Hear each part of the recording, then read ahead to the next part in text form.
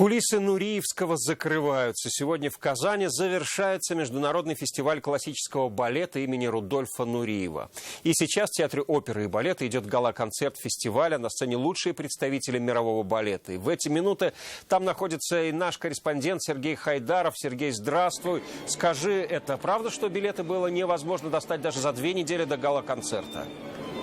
Да, здравствуй, Алексей. Что ж, действительно, прямо сейчас я нахожусь в Театре оперы и балета имени Мусы Джалиля, где, как вы знаете, в эти минуты, к большому сожалению, наверное, для всего культурного Татарстана завершается один из самых масштабных, самых ярких мировых танцевальных форумов. Это фестиваль имени Рудольфа Нуриева. И сразу, Леша, отвечу на твой вопрос. Да, действительно, на сегодняшний гала-концерт было очень тяжело попасть. Мы пообщались с некоторыми из зрителей еще до начала концерта, и все они, как один, нам говорят, что покупали билеты еще за месяц, а то и за 2 до начала фестиваля. Вот такой вот был ажиотаж, и почему же все-таки этот гала-концерт является таким магнитом для всех любителей культуры и, в частности, балета. Дело в том, что именно сегодня все они имеют прекрасную возможность увидеть огромное количество звезд мирового балета на одной сцене Театра оперы и балета. Кстати, похвастаюсь, мне сегодня тоже повезло, потому что удалось пробраться за кулисы и пообщаться со звездами мирового балета, и поэтому прямо сейчас давайте не только посмотрим,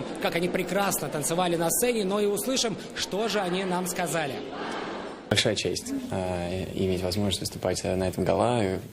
Организаторы и так прекрасно все собирают и очень качественно.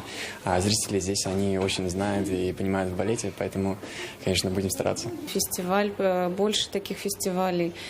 Здорово, что он живет очень много лет уже, и я надеюсь, что он будет еще долго существовать. И здорово приезжать, знакомиться с новыми людьми, знакомиться с новыми сценами.